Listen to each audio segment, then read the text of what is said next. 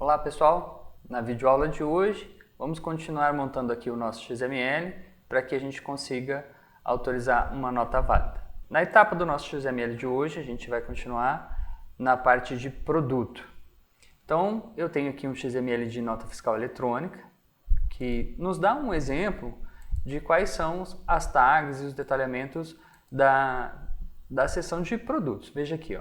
Tenho aqui uma tag chamada detalhe, que aponta qual é o número do item, uma tag chamada produto, cujo eu tenho informações específicas deste produto. Tá? Logo mais a gente vai aqui abrir o manual e olhar cada informação.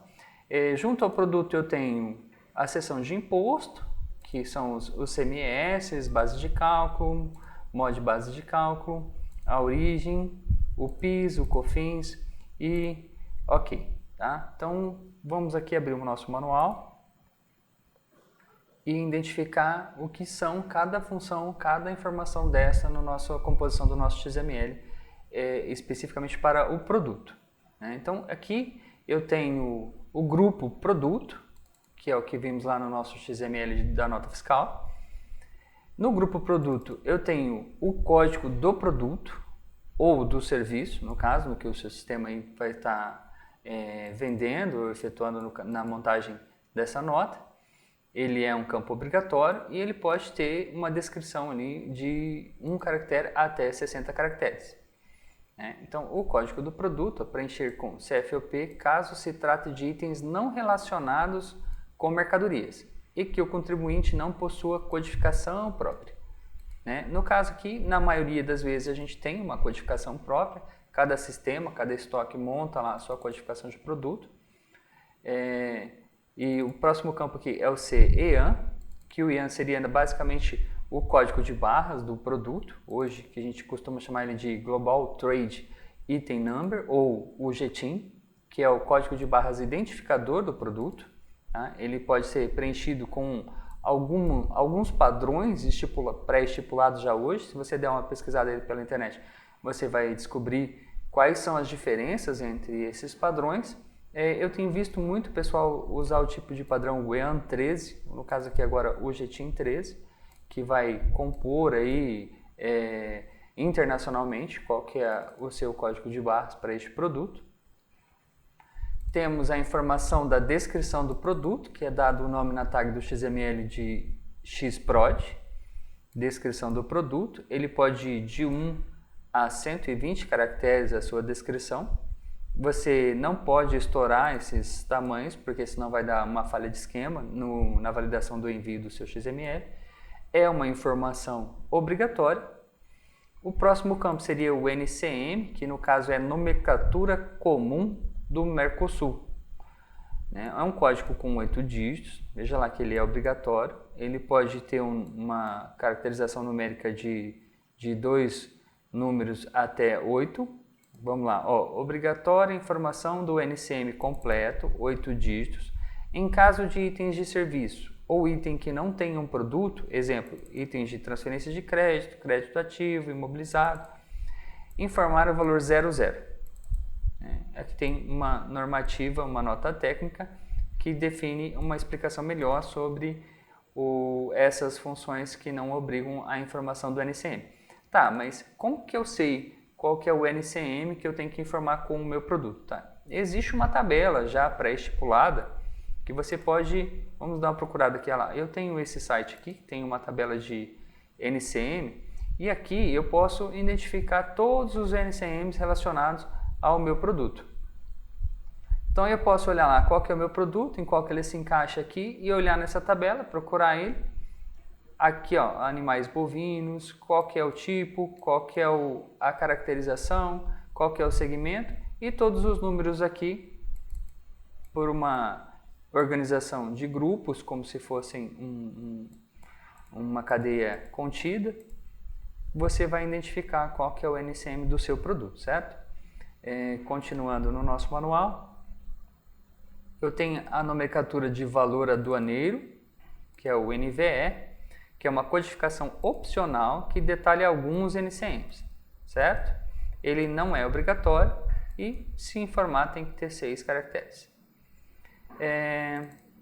Tenho o hash IPI, que é preencher de acordo com o código X do tipo de IPI, caso o serviço não incluir a tag de IPI. Temos a CFOP, que vimos lá em outro momento, o código de fiscal de operações e prestações, que a gente pode utilizar aqui a tabela CFOP. Lembra que já comentamos isso em outro vídeo, mas eu tenho aqui uma tabela de CFOP, que são a CFOP de entrada, a CFOP de saídas, que determina quando a gente compra, quando a gente vende um produto. Aqui no nosso exemplo a gente vai utilizar uma CFOP de saída, vamos simular uma venda daquele produto. Basicamente lá a gente vai utilizar a venda de produção do estabelecimento, é isso, né? 5.101, ok. Essa é a venda mais comum que se encontra por aí.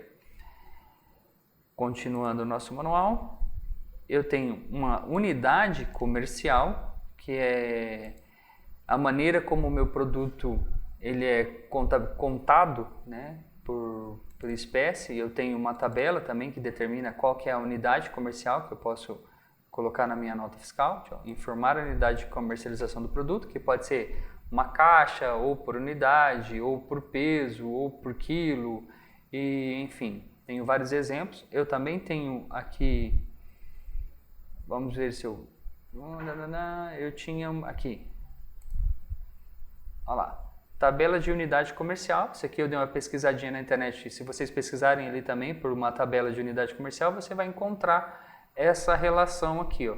Tá vendo? Ó?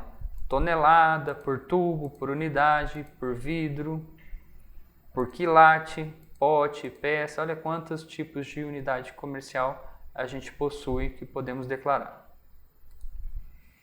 Continuando, temos a quantidade comercial, que neste caso aqui é informar a quantidade de comercialização do produto.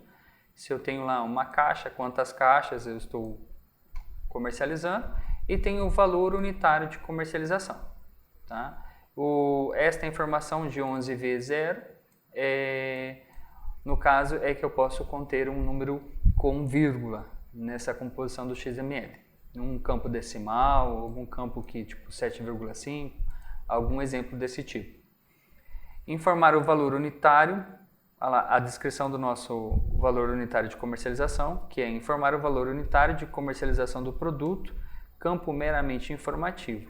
O contribuinte pode utilizar a precisão desejada em decimais para efeitos de cálculo. O valor unitário será obtido pela divisão do valor do produto pela quantidade comercial, ok? Então, essa validação aqui é o que vai determinar o valor unitário da comercialização. Temos o VPROD, que é o valor total bruto dos produtos ou serviços. Temos o GTIM de tributação, que eu posso ter um código de barras que determina em qual código da tabela eu vou atribuir a tributação. A minha unidade tributável, que no caso eu trabalhei com uma unidade comercial em caixa, então minha unidade tributada é em caixa, mas dentro da caixa eu tenho lá 10 canetas como um exemplo prático, mas só 8 dessas canetas eu tenho como quantidade tributável, então eu posso definir que algumas dessas canetas eu posso dar de brinde e não vai ser tributado. Temos o valor por unidade de tributação, que é um campo meramente informativo. O contribuinte pode utilizar a precisão de casas decimais e, para efeitos de cálculos, o valor unitário será obtido pela divisão do valor total do produto pela quantidade tributável, ok? Então, é basicamente a mesma fórmula dos campos acima, porém ele calcula a partir das tags de tributação.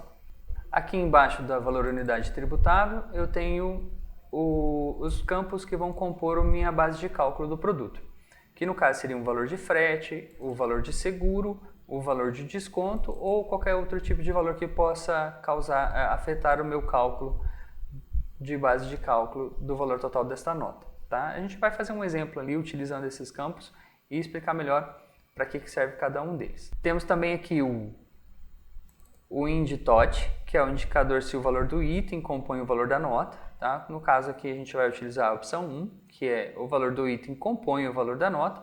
mas podemos optar também para este produto que o valor deste item não compõe o valor da nota. É essa tag aqui que nos vai dar essa informação. Legal? Então, vamos lá para o nosso sistema e ver como que isso fica para a montagem do nosso XML.